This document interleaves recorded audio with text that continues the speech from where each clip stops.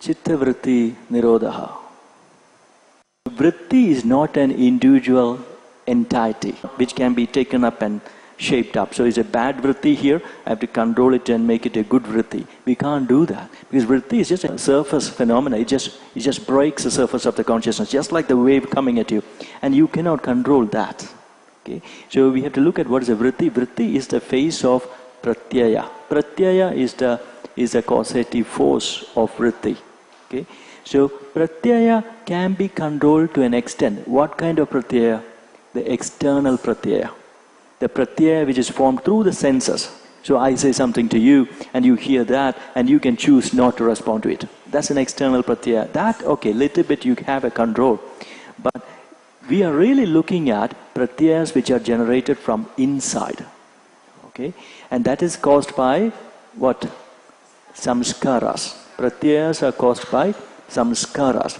What are samskaras? Samskaras are the latent traces within, which are the residues of past experiences, which remains in our mind field as potencies of impulses, which keep on forming its energetic currents, which breaks the surface as vrttis. Okay? So, nirodha, even if we say that it is a regulation of the mind waves, it is not a regulation as though we can regulate. Patanjali's Yoga Sutra is not so much of controlling the mind, it is more of cultivating wisdom. So that is the main understanding we should have. Because it's very common people to authoritatively say that it's control. Okay, it's controlling. Not at all. It is cultivating. Because it's a bit sad when we say controlling, it looks like an oppressive practice. Okay, like an ascetic, you control.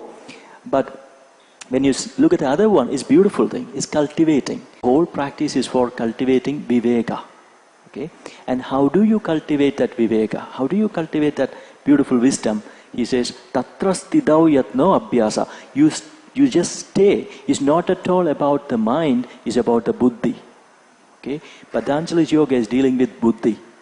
So whether you can stay watching the mind, watching the vrittis, really staying in awareness of what is breaking the surface. And the inherent quality of awareness is sattva, and its potency is wisdom. So just by being aware, continuously aware of whatever is forming, we are going to have a wisdom of that by the continuity of awareness. So it's really not controlling as such. We can't control actually. We can observe and wisdom will spontaneously happen. Okay, so that's what Patanjali and Vyasa says. By continuous nairantarya, continuous dirghakala, long-term observance of all these formations, mind is not going to be destroyed, but we get a wisdom of what is happening. By virtue of that wisdom, what happens? Wisdom comes as prajna, samprajnata samadhi occurs. Okay?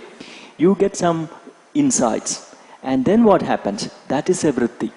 Okay? When you get an insight, that is a vritti. And then this vritti will form its own samskaras, which are called samadhi samskaras.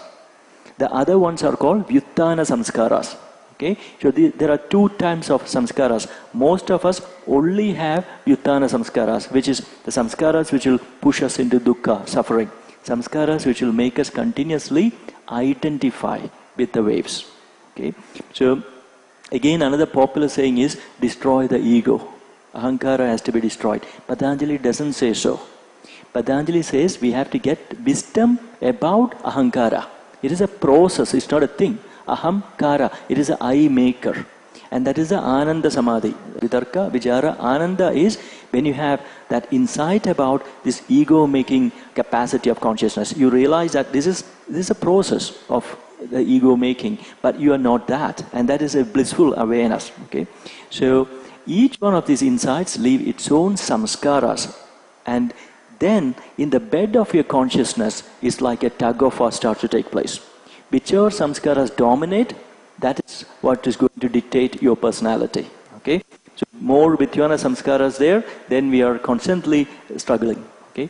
But by regular observance, cultivation of wisdom, each time a wisdom arouses or awakens in us, then that samskara starts to settle there. And finally, when by repeated awakenings, when the samadhi samskaras are more than Vyuttana Samskaras, then internally that control takes place. That superseding of the Vyuttana Samskaras by Samadhi Samskaras take place. That is mentioned by the 50th verse. Tajya Samskaro Anya Samskara Pradibandhi. So the control is not taking place vritti versus vritti. It will only happen inside samskara opposed by the other samskara, anya samskara. Okay? Remember, it's not controlling, it's cultivating. Okay?